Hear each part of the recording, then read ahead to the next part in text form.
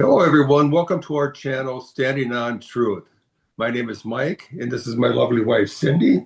And here today we have Adam Schwarze, and he is running for U.S. Senate in Minnesota. Adam, welcome aboard. Could you please just tell us about yourself, your background, and a little history about you?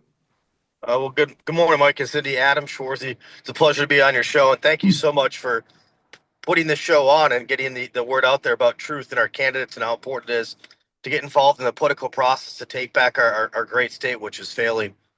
For those of your listeners who don't know me, my name is Adam Schwarze. I'm a lifelong Minnesotan.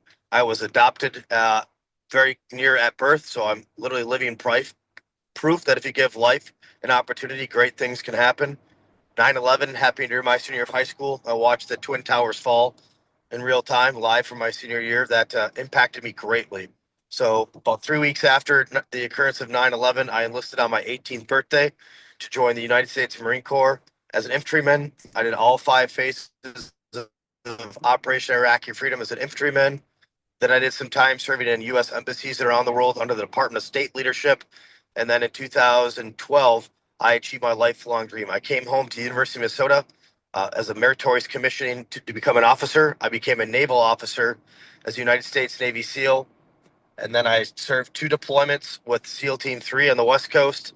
And then my last 7 years, I was the #1 junior officer with the SEAL teams. So I was selected to lead near peer great power competition mission sets against Russia, China, North Korea, Iran from 2016 until my retirement in 2023.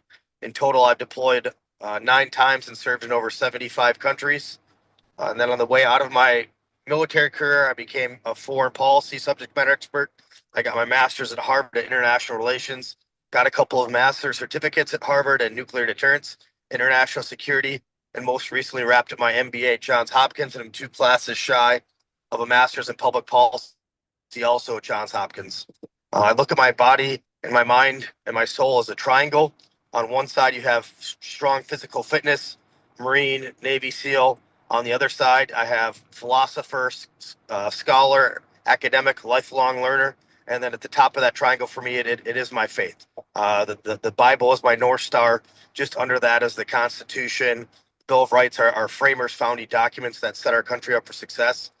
Why I am running, in a simple word, leadership. There's a lack of leadership in Minnesota, certainly. The rest of the country knows that now. But I also submit we also have just a lack of leadership in our federal government, and largely it's bipartisan. Congress's main sole duty is to control the purse, and somehow, no matter who's in charge, we have increasing federal debt that's multi-generational. It's because of just a lack of leadership, plainly. And I've spent my whole life fighting for our country. I don't want to see it given away because of poor leadership. Thank you. Very good. Thank you for your service. Thank you for stepping forward and stepping in. We have the same goal. That's why we're doing this show, because we don't want to see Minnesota lost. So could you tell us? God bless together. We won't let it. Yes, indeed.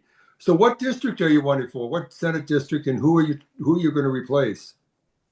I'll be replacing Tina Smith on the United States Senate. Okay. So each state has 2 U.S. senators.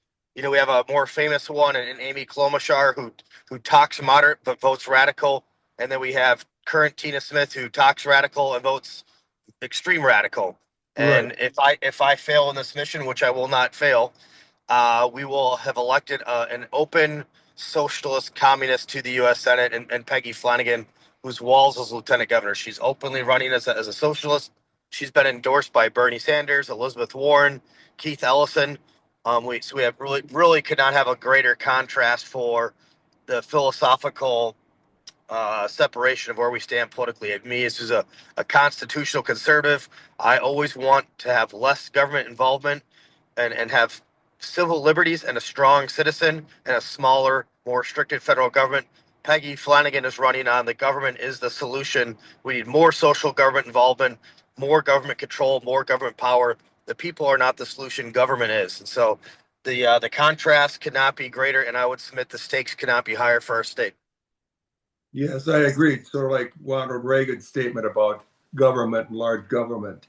They're knocking on your door offering your help, then we got too much government. I don't remember the quote, but it's Scariest seven words in the human language is, I'm from the federal government and I'm here to help. thank you. So your oath as a military person, and then you got the oath of office as a U.S. Senate.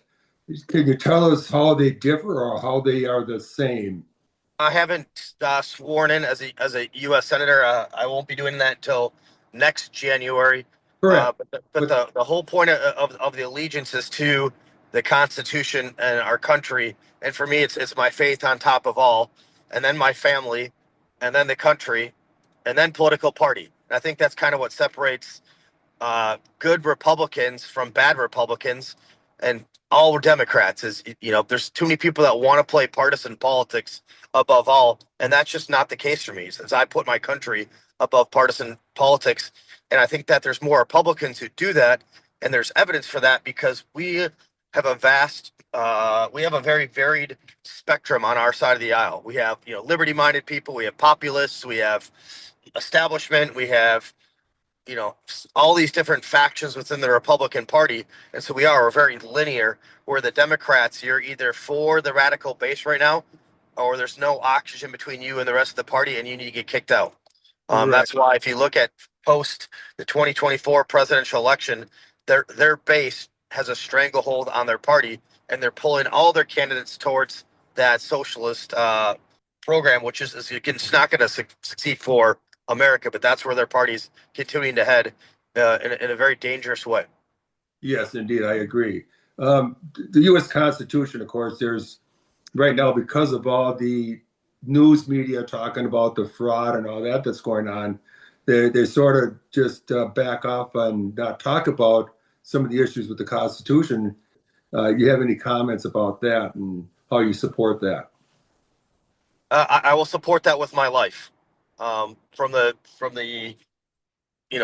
quote the great Voltaire, French philosopher, I may not support what you say, and sometimes I will vehemently despise what you say, but I will fight to the death your right to say it. I think that somebody who's traveled all around the entire world, I love that we have freedom of speech truly, and we need to protect it. And the Republican Party, again, that's the party of free speech right now. The Democrats, the party of censorship. That's not what I stand for at all. I want to have open debate and dialogue on the town square. Charlie Kirk wanted to have open dialogue and debate. And to quote Charlie Kirk, when we stop talking, that's when the violence begins. Right. When it comes to the Second Amendment, obviously that's an easy one for me as a lifelong war fighter for our country, and starting off as a Marine rifleman. Nobody's going to fight harder for the Second Amendment rights. Go ahead. Can you tell us what are the things that you would want to change in Minnesota? What would you do for Minnesota as senator when you get elected? Well, certainly the top of everybody's minds right now is the fraud, waste, and abuse that's been uncovered within our great state and become a national embarrassment.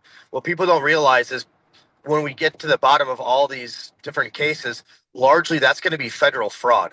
That's federal tax dollars. So when I travel the United States of America, because I'm running for U.S. Senate, I'm going to tell Americans and make good on my promise that I will hold people accountable.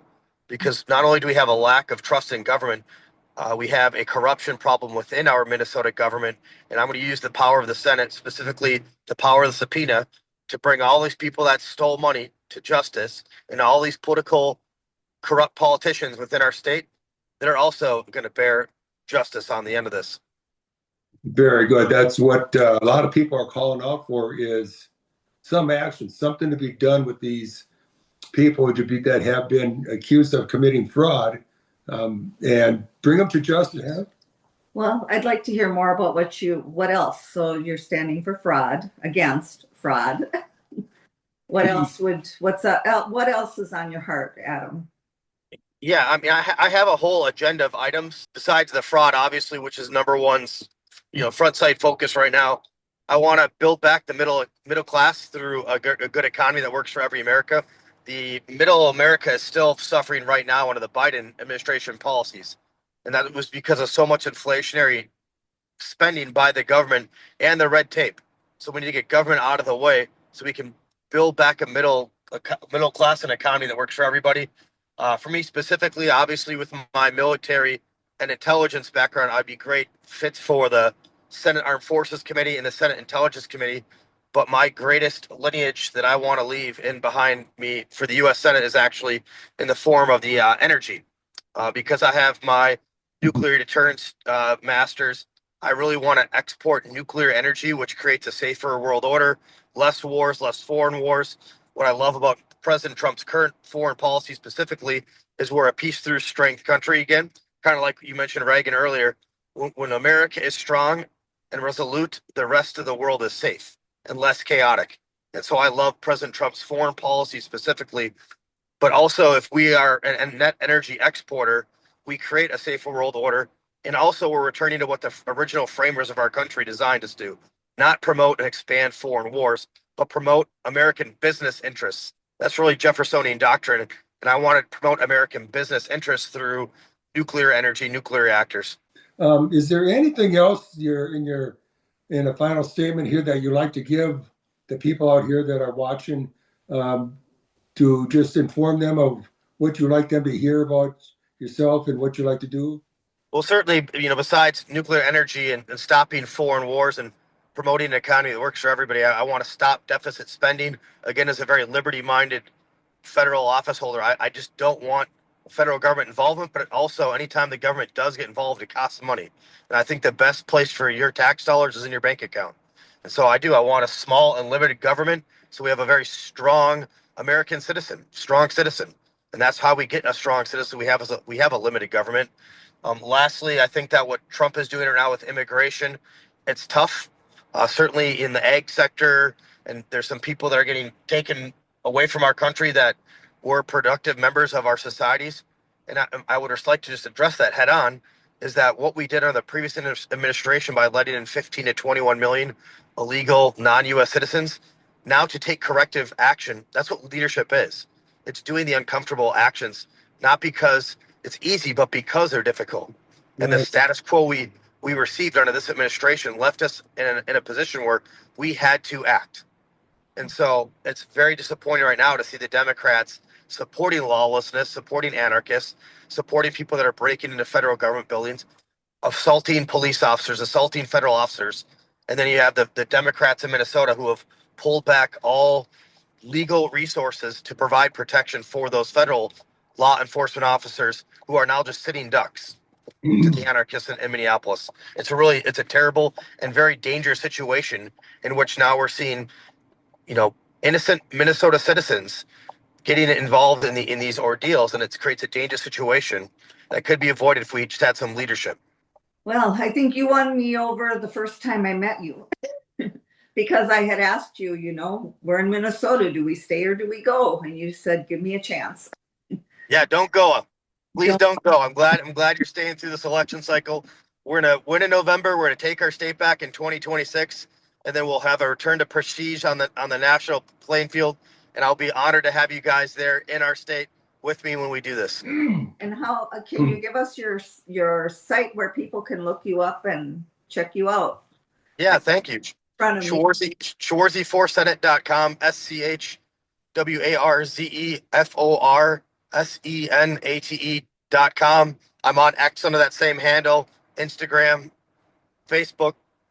And how can people support you? If they like what they hear, what can they do to help? There's two things that I need right now, team. Well, three things. You're doing number one, because the biggest thing my campaign needs is name ID. I fought for our great nation behind the scenes for my entire adult life. So the thing I lack the most is just statewide and national name ID. People recognize Marine, Navy SEAL. I'm a fighter for our values, but they don't know Adam Schwarze. So your podcast and spreading out the word helps with that. So thank you so much. Truly, I'm blessed. The other two things I need are dollars and delegates. So as you spread the word to all our Minnesota friends and family networks, make sure they go to precinct caucuses on February 3rd and become statewide delegates on Team Schwarze for Senate. And lastly, and I would say almost critically, is this is an expensive race. It's going to cost a lot of money, millions of dollars. So every dollar counts, and the early money counts the hardest. It's the hardest to make, and it makes the biggest difference. So if you go to Schwarze4senate.com, there's a link to my donation page. I'd be blessed for any donation of any size to help expand our team. Sounds good. Sounds good. Thank you so much for doing that for us, and we wish you well. We're going to spread the word around. Thank you, team. God bless you. Thanks for having me on this morning.